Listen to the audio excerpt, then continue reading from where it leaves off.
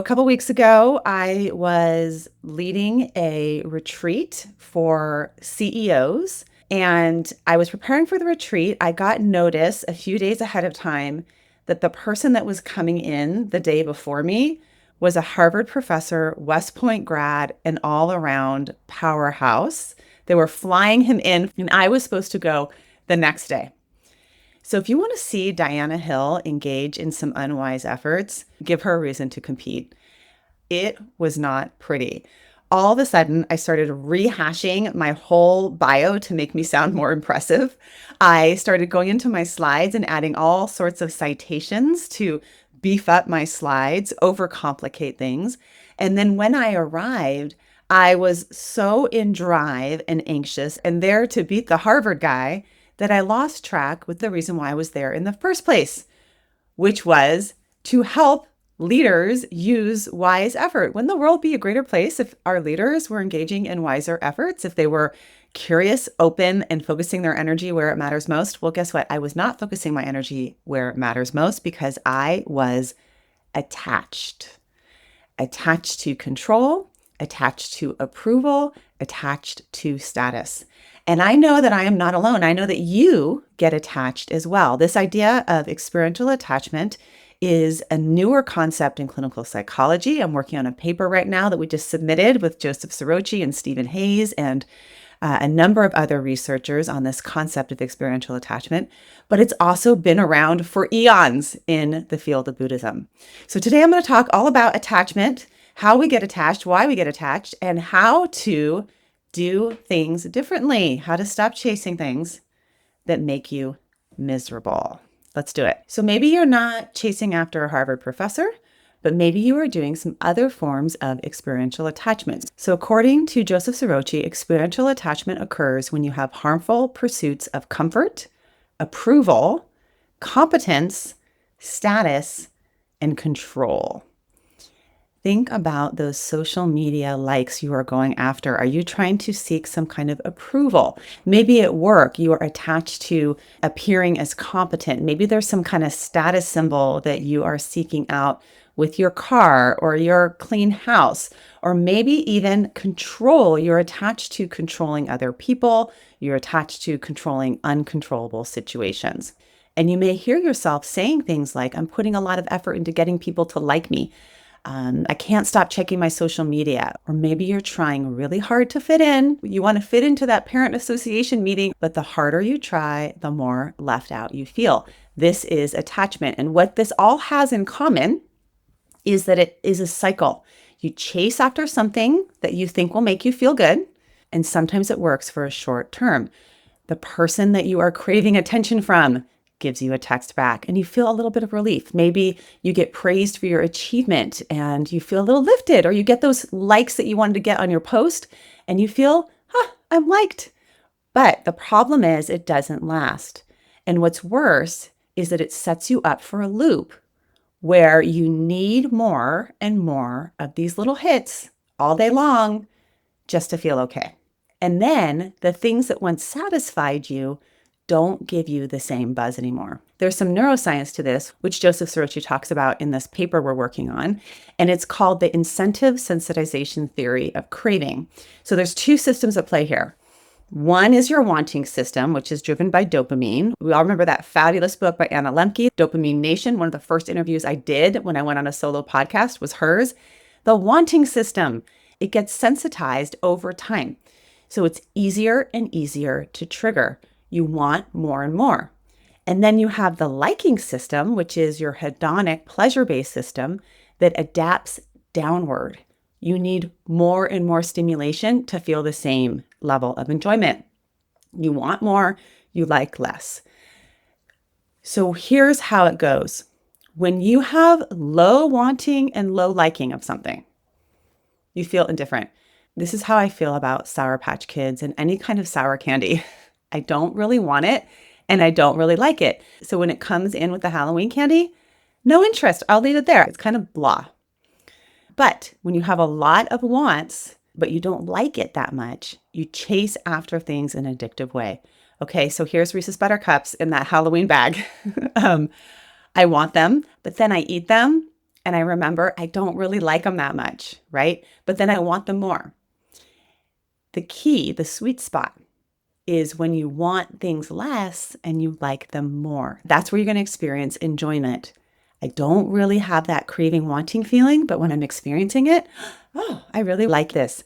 That's how I feel when I'm sitting out in my garden, watching butterflies go by, having a little sun on my face. I didn't really crave this, but I'm really liking it. Okay, so that's where non-attachment comes in. Non-attachment doesn't mean that you're eliminating desire altogether. Instead, when you're practicing non-attachment, you notice that pull towards craving and then you let it go because there's something better for you to place your attention on and to put your behavior into. I remember in 12-step meetings, they used to say, if you encountered your substance, alcohol, whatever it is, you recoil as if from a hot flame, because with non-attachment, you realize I don't really like it, even though I want it. In Buddhism, non-attachment comes from this frame of the 3 marks of existence. And the 3 marks of existence are impermanence, so recognizing that everything is going to arise and change and pass away, right? So beating out the Harvard guy, whether I beat him out or not, that good feeling is going to arise and pass away. The second is suffering. Life is uncomfortable. It's inherently dissatisfying. And trying to control or escape this is going to make your life so much worse. You will encounter people that are better than you. You're going to have Harvard guys that come in the day before you when you present, and trying to beat him out will contribute to your suffering. And then finally, non-self. So there's actually no separate sense of self in Buddhism. It's not that there's really no self, it's that there's no separate self. We're all interconnected. Back to the Harvard guy. If I recognize no self there and I could build off of whatever he created on the first day, and I continued my thread as an interweaving of his teachings, then the people in the group would have gotten such a better experience than me trying to beat the Harvard guy and kind of prove him wrong, right? So if you're trying to achieve a state of permanent approval or comfort or control, you are wasting your efforts. And, there's some painful facts of life that you are going against.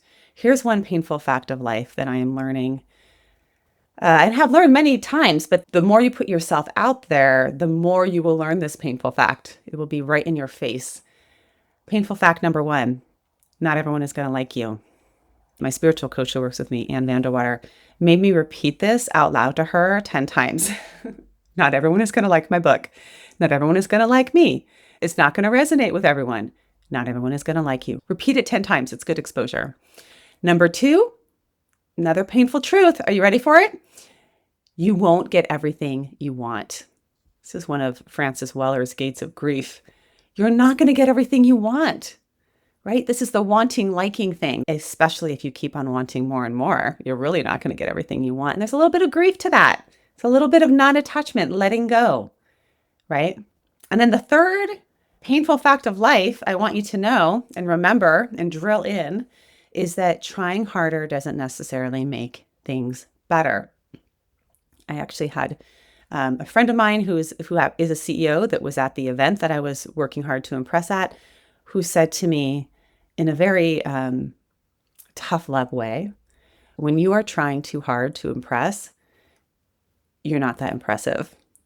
Ouch, right? But so true. When we are chasing after things, we're actually less likely to get them. In fact, there's a line from Stephen Hayes, which is, if you're not willing to lose it, you've already lost it.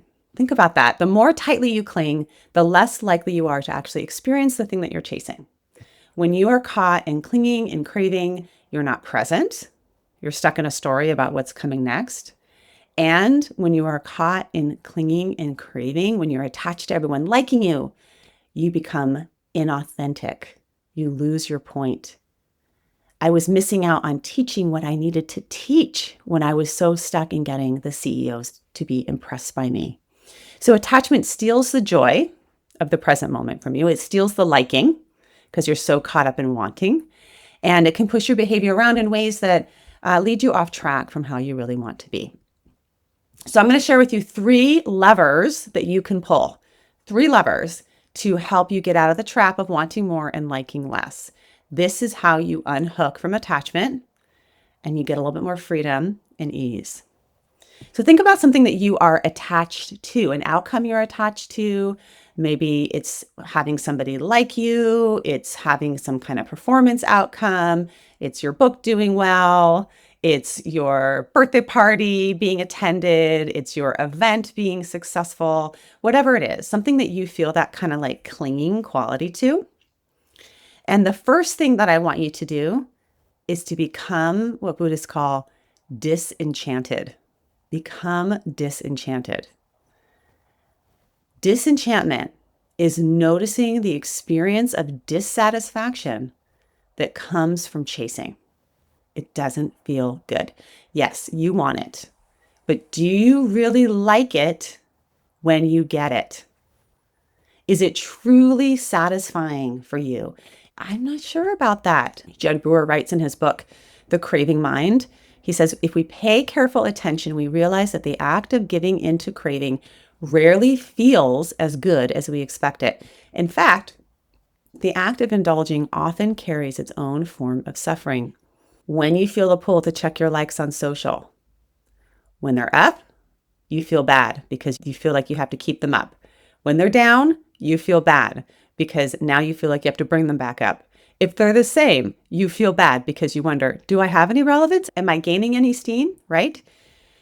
So in ACT, we call this creative hopelessness, whatever you want to call it.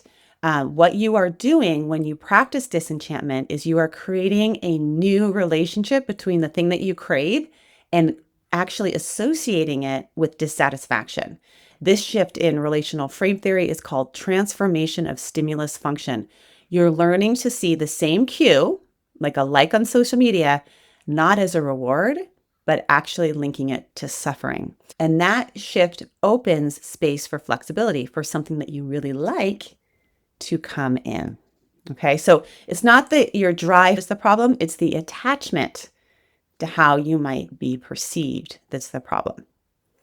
So first lever you can pull is pulling the lever of disenchantment. Start to associate the thing that you crave, those Reese's Buttercups, with an upset tummy, and you won't want them as much, okay? 2, ask what you really want. So we've talked about the 6 core yearnings here in different episodes from ACT, the yearning to connect, the yearning to have a sense of identity, the yearning for orientation, the yearning for purpose, the yearning for health, and the yearning for competence. These core yearnings are evolutionarily driven and they can actually misdirect our behavior. They can cause us to chase after things that we think are going to meet those yearnings. It's going to meet my yearning for connection if I get all these CEOs to like me, but really it misdirects it. It does not meet that yearning. It's like a false refuge. It's a hungry ghost situation. So often our chasing behaviors are misguided attempts to meet these deeper yearnings. And I invite you to ask yourself, what do you truly yearn for here? Are you yearning for connection? Are you yearning for a sense of purpose? Are you yearning to feel mastery? Are you yearning to feel alive in your body? Are you yearning to feel oriented in the world? Are you yearning for a sense of like, this is who I am, this is my identity? When you identify the yearning, you can meet it in non-attached ways. You can connect to people without clinging to people. You can have purpose without being attached to this outcome obsession. You can feel competent and build competence without needing to impress people. Mind-blowing. I know. It's possible. You can do it. You do it with non-attachment. Okay, so step 1, first lever to pull is the lever of disenchantment. The second lever to pull is, what do I really want here? And can I meet that want in a more authentic way? And then the third lever to pull is to meet the want with your values. So when you discover your core yearning, you drop the attachment. I want you to turn towards something bigger, to honor what you really want by digging deeper into how you really want to be. There's a difference between what you want and how you want to be. I want them to like me, but I want to be authentic and more myself, right? So chasing comfort, control, approval, and status leads you wanting more. But orienting towards values like service or being present or authenticity will lead you to feeling satisfied. And you will want what you like, and you will like what you want. I attended Trudy Goodman's birthday, Trudy Goodman and Jack Cornfield's birthday party at Inside LA this week. And it was pretty wild. Dan Harris was there, George Mumford, Spring Washam, and then other people chimed in online. So John Kabat-Zinn and Sharon Salzberg and Joseph Goldstein and Tara Brach, like all the big Buddhist players, right? And there was Trudy in the middle. Trudy's been a long-term mentor, a friend of mine. I've talked about her a lot. She was in the middle of this beautiful collection of wise people. And she said on her 80th birthday, if you want to know your future, look at right now. So each moment of choosing your values over craving is a seed for the future that you want. It's liking what you have. It's also the fruit of enjoying your life in the here and now. And maybe that's the heart of it, right? We can want what we have. That's non-attachment. Not chasing after approval, ranking, status, control, but just being you, showing up, being present, being real, being good enough. And as Trudy says, if you want to know your future, look at right now. All right, so there's our mini wise effort. Stop chasing after things. And you can do that by becoming disenchanted, by asking what you really want, and by meeting the want with your values. Best of luck in all that. Let me know how it goes for you. And let me know what you think about these little mini Wise Effort episodes. Thank you so much for listening to this episode of the Wise Effort podcast. Wise Effort is about you taking your energy and putting it in the places that matter most to you. And when you do so, you'll get to savor the good of your life along the way. If you would like to become a member of the Wise Effort podcast, go to wiseeffort.com. And if you like this episode and think it would be helpful to somebody, please leave a review over at Podchaser. I would like to thank my team, my partner in all things, including the producer of this podcast, Craig, Ashley Hyatt, the podcast manager, and thank you to Ben Gold at Bell and Branch for our music. This podcast is for informational and entertainment purposes only, and it's not meant to be a substitute for mental health treatments.